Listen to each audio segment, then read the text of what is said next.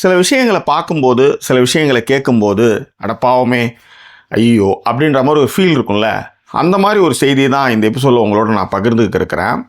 பாவம் ஒரு பக்கம், பழி ஒரு பக்கம் அப்படின்ற மாதிரி, நல்லதே நீங்கள் செஞ்சாலும் என்னைக்காவது ஒரு இடத்துல நீங்கள் ஒரு சின்ன தப்பு செய்யும்போது அந்த தப்பை தான் பெரிதுபடுத்தி உங்களை காலி பண்ணுவாங்க. அது சூழலோ இல்லை என்னன்னே தெரியாமல் சில நேரத்தில் நம்ம சில சுழலில் மாட்டிக்கும். ஸோ ஒரு உதாரணத்துக்கு ஒன்று சொல்கிறேன். நல்லவன் கெட்டவன் அப்படின்னு ஒரு விஷயம் இருக்குன்னு வச்சுக்கோங்களேன். நீங்கள் கெட்டவனா நீங்கள் எந்த விஷயம் வேணாலும் பண்ணலாம். உங்களுக்கு பியாண்ட் த லிமிட். ஏன்னா நீங்கள் கெட்டவன். ஆனால் ஏதாவது ஒரு நல்லது நீங்கள் செய்யும்போது, என்ன மாதிரி ஒரு கெட்டவன்டா அவனை மாதிரி ஒரு பொறுக்கி புறம்போக்க பார்க்கவே முடியாது. ஆனால் பாரேன், அன்னைக்குன்னு பார்த்து ஒரு ஸ்கூல் பொண்ணுக்கு ஸ்கூல் ஃபீஸ் கட்டிட்டான். அவன் ரவுடியாக இருந்தால் கூட அந்த படிப்புக்கு கொடுத்த முக்கியத்துவம் இருக்குது. அவன் ஏகப்பட்ட கொலை பண்ணியிருப்பான், எல்லா விஷயமும் பண்ணியிருப்பான். ஏதோ ஒரு வகையில் அது ஒரு சின்ன உதவியும் ஒன்று பண்ணியிருப்பான்னு வச்சுக்கோங்களேன். அந்த விஷயத்தை இந்த சமூகம் தூக்கி வச்சு பேசும். நம்ம மாதிரி ஆள் தெரியுமா அவன் அப்படின்னு சொல்லும். ஆனால் அதே நேரத்தில் ரொம்ப நல்லவன் இருக்கான்ல, அவன் ஒரு நாள் கோவத்தில் பொடி மயிறு அப்படின்வான். நல்ல வேஷம் போட்டுட்டு இருந்தான், மயிருன்னு சொல்லிட்டாங்க. அவன் பொண்டாட்டியை போய் மயிருன்னு டப்புன்னு சொல்லிட்டாங்க. எவ்வளோ பெரிய ஒரு ரெஸ்பெக்ட் இவனை சொல்ல முடியுமாங்க அப்படின்ற மாதிரி அந்த விஷயத்தையே ட்விஸ்ட் பண்ணி, அதாவது இவ்வளோ நாள் அவன் நல்லது செஞ்சான்ல, அந்த கதை எல்லாத்தையும் க்ளோஸ் பண்ணுற அளவுக்கான விஷயமா ஊதி பெரிதாக்கிடுவாங்க. இந்த ஊதி பெரிதாக்கிறதுக்கு முன்னாடிலாம் திண்ணையில் பேசின விஷயங்கள், அப்புறம் கோயிலில் கூட்டங்களில் கல்யாண விஷயங்களில் பேசின விஷயங்கள்லாம் இன்றைக்கி சமூக வலைதளங்களில் பேசும்பொழுது அது விவாதங்களாகி என்ன ஏதுன்னே தெரியாமல் அதை நானும் வாண்டடாக வண்டியில் ஏறி அடிப்பண்ற மாதிரி அடித்து காலி பண்ணுற விஷயங்கள் நிறையவே இருக்குது. உதாரணத்துக்கு சோக்கர்பேட்டில் ஒரு பொண்ணு குழந்தைய பார்த்துக்கும் போது அது மாடிப்படி பால்கனியிலேருந்து விழுந்துருச்சு. அந்த குழந்தை ரெக்கவர் பண்ணிட்டாங்க. ஆனால் அந்த குழந்தையினுடைய அம்மாவை இந்த சமூக வலைதளங்களில் போட்டு, நீலாம் ஒரு பொம்பளையா, நீலாம் பிள்ளையா, நீலாம் பார்த்துக்கிற லட்சணம் இதுதானா அப்படின்னு அவங்கவுங்களுக்கு ஆளாளுக்கு சொல்லி அந்த பொண்ணை பயங்கர ஸ்ட்ரெஸ் ஆக்கி இப்போ அந்த பொண்ணு செத்து போச்சு. அந்த பொண்ணு செத்து போச்சு. ஆனால் அந்த குழந்தை அனாதையாக இருக்குது. இதுதான் இந்த சமூக ஊடகங்களுடைய நிலைமை. நான் சொல்கிறது புரியுதுங்களா? இதற்கு முன்பாக ஒரு என்ன சொல்கிறது, எங்கேயோ நடந்த விஷயம், எப்பயோ நடந்த விஷயன்றதெல்லாம் போய் அடுத்த தெருவில், பக்கத்து தெருவில் எங்கே நடந்தாலும் இந்த விஷயங்கள் இன்றைக்கு உலகமெங்கும் அந்த விஷயங்கள் பேசப்படுது. அதற்கு கருத்துக்கள் சொல்லப்படுது. அதை பற்றின விஷயங்கள் தொடர்ந்து விவாதித்து கொண்டே இருக்கப்படுதுன்னு வச்சுக்காங்களேன். அதனுடைய உண்மைத்தன்மையை அறியாமல் நாமளும் அந்த கிளிப்பை பார்க்கும்போதே நம்ம என்ன ஒன்றா டென்ஷன் ஆகிடும், உடனே ரியாக்ட் பண்ணுறோம். ஸோ எப்பயுமே நான் முன்னாடியே சொல்கிறேன், சமூக வலைதளங்களை பொறுத்தவரையிலையும் நம்ம ரியாக்ஷன் ரொம்ப குறைவாக விஷயங்கள்லாம் தெரிஞ்சு சொல்லணும். உதாரணத்துக்கு ஒருத்தவங்க இறந்துடுறாங்கன்னு வச்சுக்கோங்க. நானே அந்த மாதிரியான விஷயங்களை மாட்டியிருக்கேன். ஒரு விஷயம் ரொம்ப நம்பகத்தன்மையான சோர்ஸ்லேருந்து வரும் அப்படின்னு நினச்சிக்கிட்டு நம்ம அந்த விஷயங்களை பதிவு பண்ணுவோம். ஏன்னா நம்ம பத்திரிகை துறையில் இருக்கிறதுனாலையும் நிறைய ஊடக நண்பர் இருக்கிற போதும் நம்மளுக்கு அந்த துறைகள்லேருந்து நம்மளுக்கு நிறைய செய்திகள் வரும்.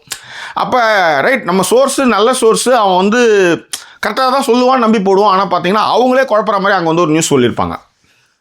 ஸோ அதுக்கு உதாரணம் நிறையன்னு வச்சுக்காங்களேன். முன்னுக்கு பின் முறைனா பெரிய பெரிய பத்திரிக்காரங்க அந்த தப்பு பண்ணியிருப்பாங்க. காரணம் செய்தியை முதல்ல சொல்கிறோம் அப்படின்ற ஒரு விஷயந்தான். இந்த வீடியோ எதை பற்றி, ஏன் இவ்வளோ ஒரு இன்ட்ரோ, இவ்வளோ பெரிய ஊடகமாக அதை பற்றி பேசியிருக்குன்னா, அது உங்களுக்கு அந்த செய்திக்கு போகிறதுக்கு முன்னாடி உங்களுக்கு விஷயம் புரியணுன்றதா இவ்வளோ உதாரணங்கள் சொல்கிறேன். ஒன்றும் இல்லை, ஒரு 58 செகண்ட் ஒரு வீடியோ, 58 செகண்ட் வீடியோ ஒரு ஆள் இவ்வளோ நாள் சம்பாதித்து வைத்த பேரையும் புகழையும் கெடுக்க முடியுமானா கெடுத்திருக்கு. ஏன்னா ஆதாரப்பூர்வமாக டிஜிட்டலைஸ்டாக அது ரெக்கார்ட் ஆகிருக்கு அப்படின்னும் போது நீங்கள் அந்த நோக்கத்தில் சொல்லியிருக்க மாட்டீங்க. அது ஒரு அறிவுரையாகத்தான் சொன்னாலும் கூட, சொன்ன இடம், சொன்ன நேரம், சொன்ன விஷயம் அப்படின்னு ஒன்று இருக்குல்ல. ஏன்னா நாமளே சில விஷயங்களை ரொம்ப கோர்வையாக ஒரு விஷயத்தை சரியாக சொல்ல மாட்டோம். இப்போ ஒரு திரைப்படத்திலே சில விமர்சனங்கள் வைக்கும்போது நம்ம பதுங்கி சொல்லுவோம், அந்த டைரக்டரே இவருக்கு ஃபஸ்ட்டு படம், ப்ரொடியூசருக்கு யாராவது வாங்கி படம் எடுத்திருக்காரு, இது என்னத்தை சொல்கிறதுன்னும் போது சில இடத்துல மழுப்பு கிழிப்பு ஒன்று சொல்லுவோம் தெரியுமா.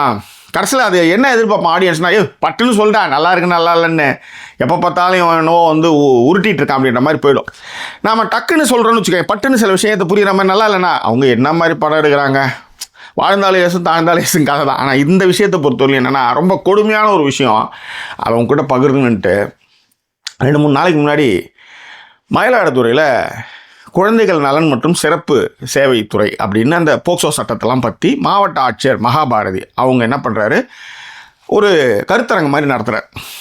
இந்த கருத்தரங்கு மாதிரி நடத்தும்போது ஒரு சீர்காழியில் அங்கன்வாடியில் ஒரு 3 வயசு குழந்தைய பாலியல் துன்புறுத்துக்குள்ளாக்கப்பட்ட ஒரு பையன், ஒரு 18 வயசு பையன், அவனை அந்த சம்பவத்தை முன்னிறுத்து மகாபாரதி பேசுகிறேன். மகாபாரதி பேசுகிற காணொலியில் என்ன சொல்கிறாங்கன்னா, நம்ம அதாவது குழந்தைகள் மீதான சட்டங்கள், அவங்களுக்கான விஷயங்கள் எல்லாத்தையும் அவர் பேசுகிற ஒரு மாவட்ட ஆட்சி தலைவருக்கு அது தெரியாமலாம் இல்லை. ஆனால் குழந்தைகள் பக்கம், அதாவது ஒரு குற்றத்தை 2 பக்கமும் அலசணும் இல்லையா, 2 பக்கமும் பார்க்கணும் இல்லையா, அந்த மாதிரியான ஒரு பார்வையில் தான் அவர். ஸோ அவர் என்ன பேசுகிறாருன்னா, குழந்தைகள் பக்கம் தவறுகள் இருக்குது, குழந்தைகளுக்கு தவறுகளை செய்யாமல் அப்பா அம்மாக்களும் பார்த்துக்கணும் அப்படின்றது தான் இங்கே அவர் சொல்ல ஸ்டேட்மெண்ட். அதுக்கு உதாரணமாக என்ன பண்ணிட்டாருன்னா, அந்த 18 வயசு பையன் அந்த 3 வயசு குழந்தையுடைய கண் தலையெல்லாம் அடித்து பாலியல் விஷயங்கள் பண்ணியிருக்கான் அப்படின்றது தான் கேஸு. அதுக்கு உதாரணமாக அவர் சொல்லும்போது, அந்த சம்பவத்தை சொல்லும்போது, குழந்தை எச்சி துப்புனது கூட இதுக்கு காரணம்னு சொல்கிறாங்க. இப்படி சொல்லியிருந்தா பிரச்சனை இல்லை. குழந்தை எச்சி துப்புனதுனால தான் அந்த பையன் அதை பண்ணால், அதனால் குழந்தைகளுக்கு அப்பா அம்மாக்களும் அவங்களுக்கு அறிவுரைகள் சொல்லி வளர்க்கணும், கட்டுப்பாடுகள் எல்லா இடத்துலையும் இருக்கணும்னு சொல்ல வரதான் அவருடைய மேட்டர்னு வச்சுக்கோங்களேன். ஆனால் அந்த 58 செகண்ட் வீடியோ முன்னாடி பின்னாடி எல்லாத்தையும் விட்டுட்டு அதை கட் பண்ணி போடும்போது என்ன ஆயிடுச்சுன்னா, 3 வயசு குழந்தை எச்சு துப்புனால்தான் அவன் பண்ணான் அப்படின்ற மாதிரி பொருள்பட்டுச்சு. இப்போ அரசு அவரை இடப்பெயர்வு செஞ்சுட்டாங்க. அதான் ட்ரான்ஸ்ஃபர் பண்ணிட்டாங்க. அவர் இவ்வளோ காலம் சேர்த்து வச்ச புகழ் பேர்லாம் இருக்குல்ல, நீங்கள் அந்த வீடியோ பார்க்கும்போது உங்களுக்கு அந்த கோவம் வரும். என்னங்க, ஒரு இவ்வளோ வயசானவர் ஒரு 3 வயசு குழந்தை எச்சு துப்பிடுறதுக்காக ஒருத்தன் அந்த குழந்தை இது மாதிரி பண்ணிட முடியுமா அப்படின்னு ஒரு கேள்வி இருக்கும். இப்போ உதாரணத்துக்கு இந்த ஒரு விஷயம் சொல்லணும்னு நினைக்கிறேன். உங்களுக்கு 15 வயசுக்கு, அதாவது 18க்கு கீழே இருக்கிறவங்க சிறார்கள் தான் இல்லையா? ஸோ அந்த 18 வயசு இருக்கிற பசங்களை ஒரு டீம் ரெடி பண்ணி அவங்கள கொலை சம்பவங்களை ஈடுபடுத்த வச்சு அவங்கள ஜுனைல், அதாவது நம்ம சிறுவர் சீர்திருத்த பள்ளிக்கு அனுப்பிச்சு கேஸை கம்மியாக்கி சிறுவர் சீர்திருத்த பள்ளியில் அனுப்பிச்சு அவங்கள கேஸே இல்லாமல் வெளியே கொண்டு வர்ற மாதிரியான ஒரு விஷயத்தை தொடர்ந்து ஒரு வன்முறை கும்பல் செஞ்சிட்டு இருக்குன்றத படமாலாம் எடுத்து தமிழ் படங்கள்லாம் நமக்கு நிறைய வந்துருச்சு. அப்போ நாம் என்ன சொல்கிறோன்னா, 18 வயசுக்கு கீழே இருக்கிற குழந்தை 18 வயசுக்கு சட்டப்படி 18க்கு கீழே இருக்கிற குழந்தை தவறு செய்யும்போது என்ன சொல்கிறோம், அது யாராக இருந்தால் நாங்கள் அடித்து துவம்சம் பண்ணுங்க, அவங்கள வெட்டி விடணுங்க, இப்படிலாம் நம்ம ஆக்ரோஷமாக பேசுவோம். ஆனால் சட்டப்படி நீங்கள் அந்த 18 வயசு கீழே இருக்கிற பையன் சட்டப்படி நீங்கள் சொல்லக்கூடாது. ஏன்னா அவன் குழந்தை, அவன் சிறார் அந்த கேட்டகரிலாம் வரான். ஆனால் 14 வயசு பையன் கையில் ஒரு பெரிய வீச்சர் எடுத்து வெட்டினா வெட்டும், உயிர் போகும் அப்படின்றது எல்லாருக்குமே தெரியும். ஆனால் அவன் சிறார் கேட்டகரியில் தான் வரான். இதுதான் இங்கே இருக்கிற சிக்கல். இந்த பையனை நீங்கள் எப்படி சொல்கிறீங்க? நீங்கள் இந்த பையனை எப்படி சொல்கிறீங்க? நீங்கள் 15 வயசில் அவனை வெட்டி போடணும், கொலை பண்ணணும், இந்த சட்டத்திட்டத்தை மாற்றணும் அப்படிலாம் பேசுகிறீங்களா? அதே ஒரு 3 வயசு குழந்தை இந்த மாதிரி எச்சு துப்பிடுச்சுன்ற ஒரு கேட்டகரிக்கு அவர் உதாரணமாக சொல்ல போக, ஏங்க 14 வயசு 15 வயசு எருமாடுங்க செய்கிற தப்பும் 3 வயசு குழந்தை செய்கிற தப்பும் ஒன்றா? இந்த கேள்வி நிஜமாலுமே வரும் இல்லையா? அதுதான் அவருடைய பெரிய பிரச்சனையாகி அவர் பணியிடை மாற்றம்லாம் பண்ணிட்டாங்க. அவருடைய மிகப்பெரிய, அதாவது அது ஒரு கருத்தரங்கு. ஆக்சுவலி இந்த கருத்தரங்களை தவறு சரி தவறு அப்படின்னு அந்த பேசுகிற அந்த இடத்துல அவர் அதை உதாரணமாக அதை சொல்ல போக, அந்த 51 செகண்ட் கிளிப்பு ஃபஸ்ட் டைம் பார்க்குற எல்லாருக்குமே அந்த கோபத்தை தான் வரும். அவரை பணியிடை மாற்றம் செஞ்சுருக்காங்க. அப்போ அது தப்பா அப்படின்னா, இந்த உலகத்தில் இந்த 51 செகண்ட் வீடியோ வச்சு நீங்கள் யாரை வேணாலும் எப்படி வேணாலும் ஜட்ஜ் பண்ணிடலான்றதுக்கு ஒரு உதாரணமாக சொல்கிறேன். ஓகே, சரி. இந்த மகாபாரதி யார் அப்படின்றத கொஞ்சம் விரிவாக பார்க்க போகிறோம். அதுக்கு முன்பாக இந்த தளத்தை இதுவரை சப்ஸ்கிரைப் பண்ணாங்க, சப்ஸ்கிரைப்லாம் பண்ணுங்கள், லைக் கமெண்ட் ஷேர் பண்ணுங்கள். ஸோ இப்போ விரிவாக மகாபாரதி யாருன்றதையும் பார்ப்போம்.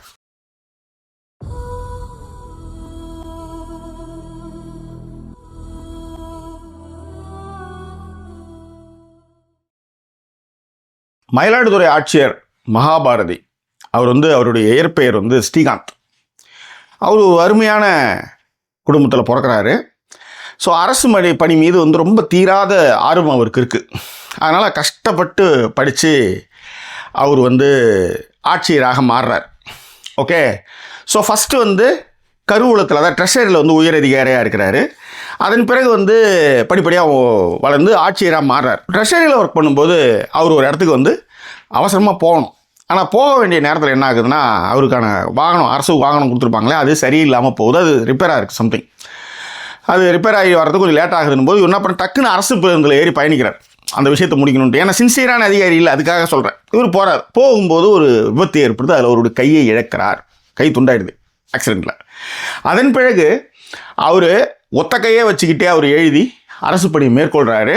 அரசு வந்து அவருக்கு அவருடைய நேர்மையையும் அவருடைய அந்த ஒர்க்கிங் அந்த ஒர்க்கை பண்ணுற அந்த துடிப்பையும் பார்த்தா அவருக்கு ஐஏஎஸ்ஸாக பதவி உயர்வு கொடுக்குது. ஓகே, ஒரு கருவூல அதிகாரியாக இருந்து தன் கையிழந்தும் தன் ஒத்த கையில் எழுதி பணிகள்லாம் செய்யும்போது அவருக்கு ஐஏஎஸ் பதவியை கொடுக்குது. அரசு பாராட்டி அவருக்கு உயர் பதவி கொடுக்குது, ஐஏஎஸ் பதவி கொடுக்குது. அவர் மாவட்ட ஆட்சித்தலைவராக நியமித்த பிறகு அவர் மாநில ஒன்றிய அரசு இருக்குல்ல, ஒன்றிய அரசு மாநில அரசுகள் செயல் திட்டங்களை மக்களுக்கு கொண்டு சேர்க்கறதுல ராக்கண்ணு பகல் கண்ணு பாராமல் உழைச்சி அதாவது மக்கள்கிட்ட போய் இந்த திட்டங்களை சேர்க்கறதுல அவர் அடிச்சிக்க முடியாதுன்றாங்க. இதில் என்ன கொடுமைன்னா, அவர் பேர் ஸ்ரீகாந்த். ஆனால் கவி பாரதி மேலே கொண்ட காரணமாக அதுக்கு மகாபாரதின்னு மாறிட்டார். ஆனால் நான் ஏற்கனவே சொன்னேன், அது ஒரு கருத்தரங்கில் காவல் அதிகாரிகளுக்கு எல்லா பக்கத்துலேருந்தையும் கருத்துக்களை சொல்கிற ஒரு கருத்தரங்கு. அந்த கருத்தரங்கில் ஒரு தகவலை சொல்கிற பொழுது ஒரு குற்றத்துக்கு 2 பக்கமுமே தவறு அப்படி இருக்கும்பொழுது இந்த பக்கம் அந்த குழந்தை எச்சு துப்புனது காரணம் அந்த பையன் சொல்கிறான். ஸோ பெரிய தப்பு தான். ஆனாலும் நாம் இந்த 3 வயது குழந்தைக்கும் பெரியவர்களை மதிப்பது எப்படி என்பதை கற்றுக் கொடுக்க வேண்டும். இப்படி சொல்லியிருந்தாருன்னா இந்த பிரச்சனையே இல்லை. ஆனால் 57 செகண்ட் வீடியோ, அதாவது நம்ம எப்பயுமே கேஷுவலாக பேசுகிறது வேறு, ஒரு ஒரு ஒரு பெரிய இடத்துல பேசுகிறது வேறு, ஒரு சின்ன ஒரு நம்ம உயர் அதிகாரிகளுக்குள்ளே பேசுகிற விஷயங்கள் வேறு, டீ எட்டு வந்த இடம் வடவாயின் வந்த இடம் இப்படின்ற மாதிரி பேசுகிற இடங்கள்னு இருக்குது, நிறைய இடங்கள் இருக்குது. இதில் உதாரணங்களுக்கு ஏன் சொல்கிறேன்னா, இது ஏன் இவ்வளோ விஷயம் சொல்கிறேன்னா, இவ்வளோ ஒரு அர்ப்பணிப்போடு இருந்த ஒருத்தர் ஒரு 57 செகண்ட் வீடியோ அதை மட்டும் கட் பண்ணி போடும்போது அதனுடைய பொருள் எப்படி இருக்குன்னா, 3 வயசு குழந்தை எச்சு துப்புனால தான் அந்த 18 வயசு எருமை இதை பண்ணால் குழந்தைங்களுக்கு நம்ம டீச் பண்ணணும்னு சொன்னாதான் போயிடுச்சு. இதான் இதில் இருக்கிற பிரச்சனை. இதான் இந்த சமூக ஊடகங்களுடைய பெரிய மைனஸும் கூட. அதாவது கண்ணுக்கே தெரியாத இடத்துல இருக்கிற செய்திகள் கூட இன்றைக்கி உலகளாவிய அளவில் வைரலாகிறதுக்கு அதுதான் ஒரு காரணன்ற மாதிரி இந்த மாதிரியான அர்ப்பணிப்போடு இருக்கிறவங்க ஒரு ஸ்டேட்மெண்ட்டை சொல்கிறத அதை கட் பண்ணி போடும்பொழுது அந்த பொருள் வேறு மாதிரி போக அவருடைய இப்போ பணியிடை மாற்றம் கொடுத்துருக்காங்க. இத்தனை வருடமாக அவர் ஒத்த கையை வச்சுக்கிட்டு ஒத்த கையில் எழுதி வேலை செஞ்சதுலேருந்து, மக்கள் நலத்திட்டங்களை பார்த்ததுலேருந்து, அவருடைய நேர்மையை பாராட்டி உயர பொறுப்பு கொடுத்ததெல்லாம் எல்லாம் தூக்கி போட்டு இந்த ஒரு விஷயத்தை வச்சு காலி பண்ணிகிட்டே இருக்காங்க. ஏன்னா இந்த செய்தியை வரும்போதே, அதாவது இப்படி ஒரு மாவட்ட ஆட்சித்தலைவராக, ஏன்னா திமுக மீது மிகப்பெரிய அந்த எங்கடா பாயிண்ட்டை பிடிச்சி அடிக்கலான்ட்டு, அதாவது எவனாவது பஸ்ஸில் எச்சு துப்புனா கூட சிஎம் என்ன பார்த்துட்டு இருக்காரு அப்படின்ற மாதிரி தான் இன்றைக்கி இருக்கிறான் அவனும். அதாவது மகாமகா குளத்தில் 48 பேர் இறந்ததுலேருந்து, சந்திரலேகாவில் ஆசில் அடித்ததுலேருந்து, வேளாண் கல்லூரி மாணவிகள், ஏகப்பட்ட கதைகள் நீங்கள் சொல்லிக்கிட்டே போகலாம். ஒன்றும் இல்லை, லாஸ்ட்டில் எலெக்ஷனுக்கு போகும்போது கூட ஒரு கூட்டத்துக்கும் 5 பேர் செத்து போனான். அதை பற்றிலாம் அவங்களுக்கு கவலையே கிடையாது. ஆனால் எச்சு துப்புனது எப்படி எச்சு துப்பலாம், ஜன்னலை நீங்கள் மூடி வச்சுருக்கணும்ல, ஏன் முதல்வர் அதை பார்க்காம இருக்கிறாருன்னு கேள்வி கேட்குற மாதிரி தான் இருக்குன்னு வச்சுக்கலாம். அப்படியான ஒரு விஷயமாக தான் அந்த வீடியோ கிளிப் வைரலாகிடுச்சு. ஆனால் அவர் அப்பேற்பட்ட ஒரு ஆள் கிடையாதுங்க. அதுதான் இங்கே நம்ம சொல்லக்கூடிய விஷயம். இது ஜேம்ஸ் நவயோகன் அவருன்ற ஒரு ஊடகவியலாளர் எழுந்த கவிதா பாரதி அண்ணன் அதை ட்ரான்ஸ்ஃபர் பண்ணியிருந்தார், பகிர்ந்திருந்தார். இந்த செய்தி நேற்றே முந்தா நாளத்தே வந்துடுது. பட் ஆனால் நம்ம என்ன விஷயங்கள் இதில் இருக்கிற உண்மையான விஷயங்கள் என்ன அப்படின்றத பார்த்து தான் பண்ணும்போது அந்த வீடியோ ஃபஸ்ட்டு நீங்கள் அதை ஷேர் பண்ணும்போது பார்க்கும்போது இதுதான் திராவிடர் மாடல் அரசா, இதுதான் யோக்கியமான விஷயமா அப்படின்லாம் அதை அதாவது தவறு பண்ணது என்னவோ மாவட்ட ஆட்சியர் அதிகாரிகள் இதை விட மோசமான தவறுகள்லாம் பண்ணிகிட்டு இருக்காங்க, அதெல்லாம் நம்ம முட்டு கொடுக்கல. பட் இந்த அதிகாரி அப்பேற்பட்ட அதிகாரி இல்லை, அவருக்கு உயர் பதவியே அவருடைய சின்சியாரிட்டியாக கிடைச்ச ஒரு விஷயம். அவர் சொல்ல வந்த கருத்தில் அந்த 2 பக்கமும் தவறு இருக்குது, அதை அப்படி சொல்லணும் அப்படின்னும் போது அதில் இருக்கிற, ஏன்னா நம்ம கோர்வையாக சில விஷயங்கள் சொல்ல முடியாமல் போக அந்த 57 செகண்ட் அவருடைய வாழ்க்கையும் அவருடைய பெயரையும் கெடுத்து குட்டிச்சவராக்கணும் இந்த சமூக ஊடகங்களும் உடனே கருத்து சொல்கிறவங்க. அதில் தான் சொன்னேன்ல, குழந்தை ஒரு அம்மா செத்தே போய்ட்டு அந்த பொண்ணு குழந்தை அனாதையாக இருக்குது, அது வயிற்று வலினா கூட சொல்கிறதுக்கோ அதனுடைய பிரச்சனைகளை பார்க்கறதுக்கு கூட அம்மா கிடையாது. அப்படி தான் இருக்குது. அதனால தான் நான் சொல்கிறேன், சமூக ஊடகங்களை எப்பயுமே கருத்துக்களை சொல்கிறதுக்கு முன்னாடி 1க்கு 4 முறை யோசித்து பார்த்து சொல்லணுன்றது தான். குடும்பமானவரை அப்படி தான் நம்ம கருத்துக்களை சொல்கிறோம். ஆனாலும் இந்த மாதிரியான விஷயங்கள் வரும்போது நம்ம உடனே காரணம் இதுக்கு இப்போலாம் ஒரு பெரிய வார்விங் அது இதுன்னுலாம் வச்சுக்கிட்டு காலி பண்ணிகிட்டு இருக்காங்க. ரைட், இதை சொல்லணும்னு தோணுச்சு சொல்கிறேன். இது முட்டு கொடுக்கறதுக்கு இல்லை, ஆனால் அப்பேற்பட்ட அதிகாரி அவர் இல்லை. அதுதான் அங்கே மேட்ரு. எவ்வளோ பேர் பெஞ்சை தேய்ச்சி வச்சுட்டு எனக்கு என்ன மயிருன்னு போகிற காலகட்டத்தில் எவ்வளோ விஷயங்களை பண்ண ஒருத்தர் வந்து ஒரு ஸ்டேட்மெண்ட்டை சொல்கிறதுல அந்த ஒரு சின்ன கிளிப்பை மட்டும் போட்டு அவரை வந்து காலி பண்ணிட்டாங்கன்றது தான் அங்கே மேட்ரு. தவறு செய்தவர்கள் யாராக இருந்தாலும் தண்ணி குடிக்கணும், தண்டனை அதெல்லாம் வேறு கதை, அதெல்லாம் மாட்டுக்கிறதே கிடையாது. ஆனால் இப்படி ஒரு அப்பாவி அதிகாரியும் அதில் சிக்கிட்டாருன்றது தான் அங்கே வருத்தத்துக்குரிய விஷயம். இல்லைனா இந்த போஸ்ட்லாம் வராது. ஏன்னா தெரியும் அதிகாரிகள் வந்து தவறு செய்தாங்கன்னா அவங்களாம் மதிக்க விட மாட்டாங்க, இருந்தாலும் வாங்கட்டும் போ நடக்கட்டும் அப்படின்ற மாதிரி பேசுவாங்க. ஏன் இந்த செய்தி வருதுன்னா அப்பேற்பட்ட ஒரு ஆள் அப்படின்றதுனால தான் சமூக வலைதளங்களில் இந்த செய்திகள் உலாவிக் கொண்டிருக்குது. அதை உங்களோட பகிர்ந்துக்கிட்டேன். வேறு ஒன்றும் இல்லை. உங்கள் கருத்துக்களை பின்னோட்டங்களை தெரியப்படுத்துங்க. இன்னும் வேறு எபிசோட் உங்களை நான் சந்திக்கிறேன். அது ஒரு நன்றி கூறிடுவது உங்கள் ஜாக்கி சேகர். வணக்கம். சில செய்திகளை சில விஷயங்களை பார்க்கும்போது அடப்பாவுமே அப்படின்னு இருக்கும். அப்படி ஒரு சம்பவம் தான் ஒரு 2-3 நாளைக்கு முன்னாடி ஒரு சம்பவம். உதாரணத்துக்கு இப்போ நான் ஏற்கனவே சொன்ன மாதிரி நான் எப்பயுமே சொல்கிற உதாரணம் தான் ராமன் ராவன். சும்மா அது ஒரு இதிகாச கதை, அதுக்காக வந்து ஒரு சின்ன ஒரு எக்ஸாம்பிளுக்காக சொல்கிறேன். குழந்தைகள் பக்கமும் தப்பு இருக்குது, குழந்தைகள் பக்கமும் தவறுகள் இருக்குது. குழந்தைகளையும் அதாவது இந்த இடத்த கட்ட பார்த்துக்கோ. இப்போ அவர் வந்து அரசு வந்து இடைநீக்கம் செஞ்சுட்டாங்க. சாரி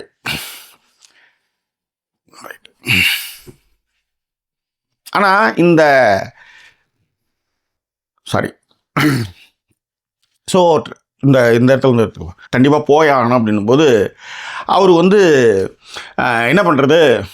சரி, ஸோ இதில் என்ன கொடுமை அப்படின்னா, ஸோ அவர் மாவட்ட ஆட்சித்தலைவராக நியமிக்கிட்ட பிறகு அதுதான் நான் இங்கே பகிர்ந்துக்கணும்னு நினச்சேன். ஸோ இது சொல்லணும்னு தோணுச்சு சொன்னேன். இது குறித்தான உங்களுக்கு கருத்துக்கள் எதாக இருந்தாலும் சொல்லணும்னு தோணுச்சு.